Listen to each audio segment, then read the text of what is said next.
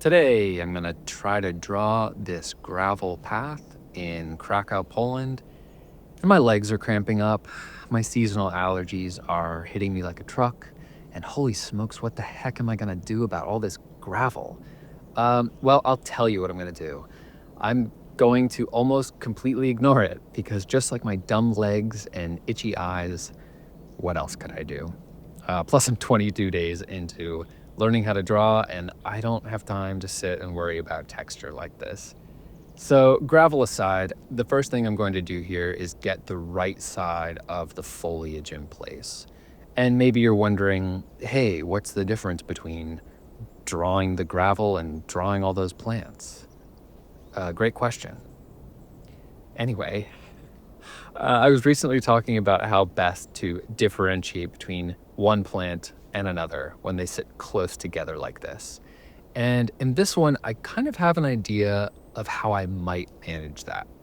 Rather than draw the silhouette of the whole shape, the mass of green you see off to the right, I'm going to go straight for the detail, interpreting what I see rather than copying it, something I've spoken about ad nauseum.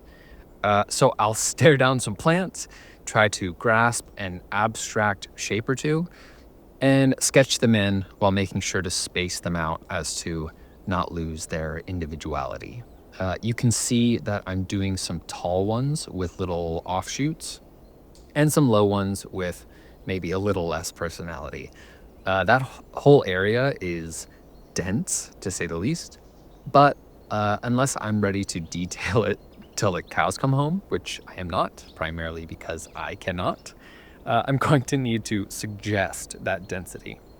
So I decided to make a few spread out squiggles, I mean plants, and let the negative space speak for that density. All jokes aside, I think this worked out really well. And if you want to see some evidence of improvement, just go back to, I don't know, the first couple of videos and take a look at that foliage. It's a far cry from what I've managed to draw here. And I think this is a technique that I will pretty consistently refer back to until I find a better one, because I think by the end, you'll see it worked out pretty well. After that, I can add in the path itself, which ironically enough is both a primary component of the composition as well as a largely empty area to which, like I can't seem to shut up about, I will not be paying much attention. Which makes me think about what kinds of things I'm interested in drawing, like what references I choose for these videos.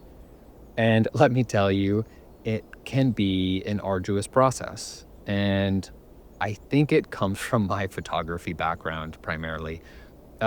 With these, I am incomprehensibly picky. So many things have to go right for me to want to sit down and make one of these videos, which of course is a problem if I want to keep this a daily practice. And sometimes I will spend hours looking for a reference to no avail, which I know sounds crazy. I think it's something I will get better at over time, but for now, for now, it can be tough. Just like how finding photo references can feel like an endless task if you are somebody who draws or paints or something, you know that feeling.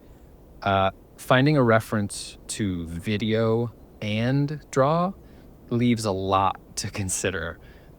As my drawing proficiency increases, my selectiveness will hopefully decrease. My pool of references ideally will deepen and expand simultaneously, meaning I can draw more things better. That's not where I am today, though, which means finding a beautiful-ish reference that has nice enough light and that I'm capable of drawing can be difficult, to say the least.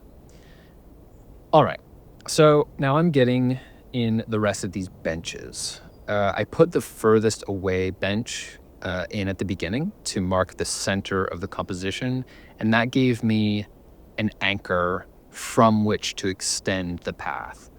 The benches are going in quick and a little thoughtlessly, which is actually on purpose because, like I was talking about yesterday, I wanted to activate a little bit more of the right side of my brain. I don't want my understanding of a bench to supersede these benches that are sitting right in front of me. So I'm going in loosely in the hopes that I don't overthink them. This perspective, the perspective of the benches, that's new for me. I'm not used to drawing shapes like these. But again, relying on my eye over my brain helped me a lot in this case. You can see in the reference that the top part of the closest bench almost looks like an equal sign tilted counterclockwise, pointing to about 1:30, 2 o'clock. In the moment, it's easy to see the bench as just two long lines that lie parallel to the ground and aren't angled the way that you see them. And, while that is true in real life, it's not true like you see them in the two-dimensional image. Um, I'm about to put mine probably too low on the page and too skewed, which gives this drawing a strange, maybe too high up perspective, but I'll take it for now. I'm really not too concerned. As far as this reference is concerned, I chose it for a few reasons. It may not seem like an obvious choice for someone just barely into the learning process, and actually that right there makes up probably 50% of why I wanted to try drawing it.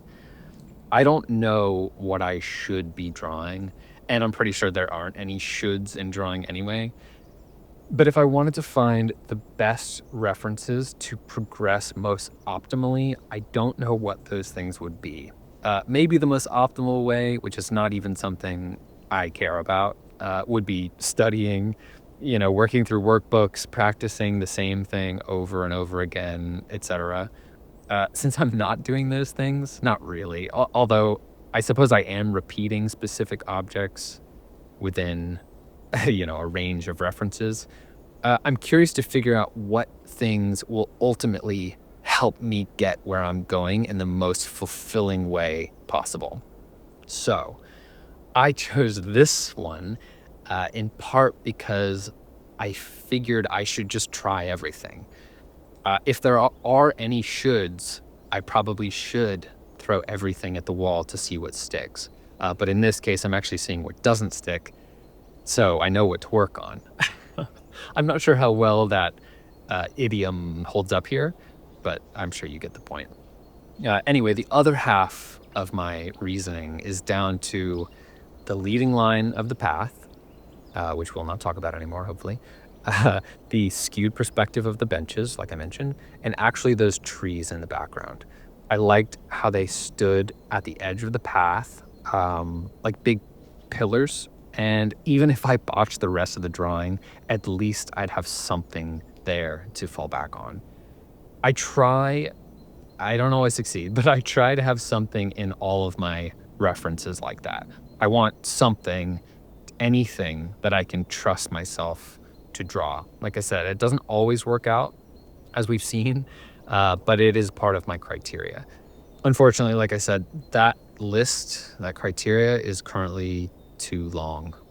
I have to find a way to feel more comfortable with these.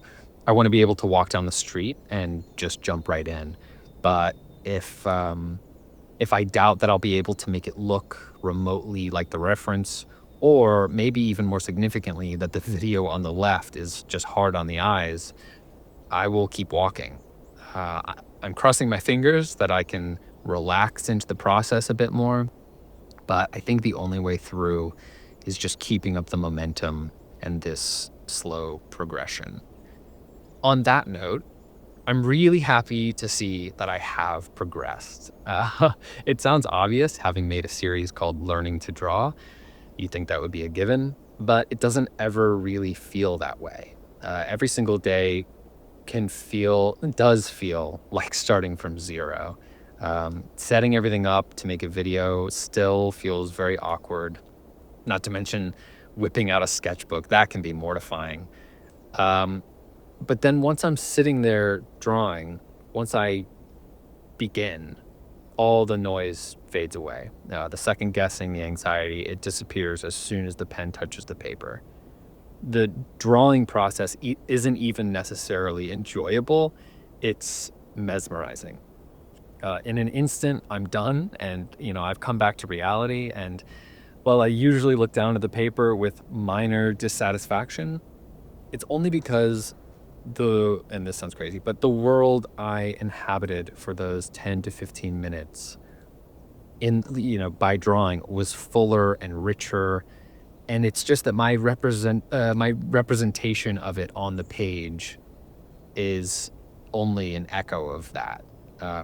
Conveniently, though, I have recorded all of these processes, which means I have proof that while, yes, I'm still anything but skilled at this, I am improving.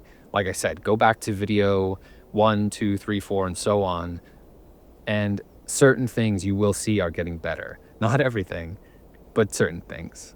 I definitely am making progress, and I can't explain how much that excites me for, yes, the future, but for even just tomorrow. Every one of these is another layer of experience that I get to apply atop the rest. Okay, so now I get to sketch in these trees. Essentially, they're just tall, dark lines with some foliage halfway up. But like I said yesterday, shading is not a huge priority for me right now. I don't want to create these stark black lines amongst an otherwise light, sort of sketchy drawing. So instead, I will still add some shading, specifically for the foliage covered bits. And also, I'll make the left side of the trees, the side that's a little bit more in shadow, darker. I don't want to go crazy because the overall contrast is important to me of the whole drawing, but I'd still like them to resemble these big dark trees. It's funny, I could spend another hour going really in depth on stuff like this, specifically the trees, or even the angle of the benches, but I can't sit here and record for an hour or even half an hour because, for one thing, that time would add up so fast. It would steal my entire day. And for another, you'd hear my whole life story in like one of those videos. I haven't struggled to find things to talk about in these voiceovers. And actually, they've been surprisingly flowy. I'm sure that's not a word, but you get it. That said, for a 1 hour long video where I diligently tried to get every little thing right, I couldn't possibly. Although even as I say that, I think the hour would fly by and the tree or whatever I'm drawing would look only marginally better. However, that brings up two questions I had for you real quick. The first is about, well, longer videos every now and then, maybe where the talking portion flows in and out, or I add music or something like that. It's not something I'm thinking about doing or even want to do necessarily, but I have questioned what it would look like if every now and then I took one of these sketches and did every last thing I could possibly do. But if I took my time, I'm not sure of how something like that would look, but I'm curious to know if you'd enjoy it or if you just appreciate these kind of videos. The second question is about the possibility of live streams. Again, not even remotely possible right now. I simply don't have the time. But if I did do something like that, maybe one a month, would that be interesting and would you watch? It would probably be at least an hour or two. The reference would most likely be a photo, although I guess I could record a video beforehand, but I don't know what the benefit would be to referencing a video. But for the sake of logistics, I think a photo would make more sense. And I could talk through the process, answer questions along the way. Maybe you can draw along with me. So, hey, I don't really like this one that much. But I think, like I said, I employed some techniques here that they're going to help me in the future. The foliage thing, to my shock, worked out pretty well. Most specifically on the right side. The trees, thanks to the shading, look like trees, I suppose. And the benches were wildly casual, so I'm happy with how they turned out. even still. Even though they're a little funky looking, I drew them in pretty quick. So what do you think? Let me know by, I don't know, thinking it really hard, or by leaving a comment in the comment section where comments go. Okay, that is enough of this one. I'm getting loopy. I appreciate you for taking the time. I'll see you tomorrow. Thanks.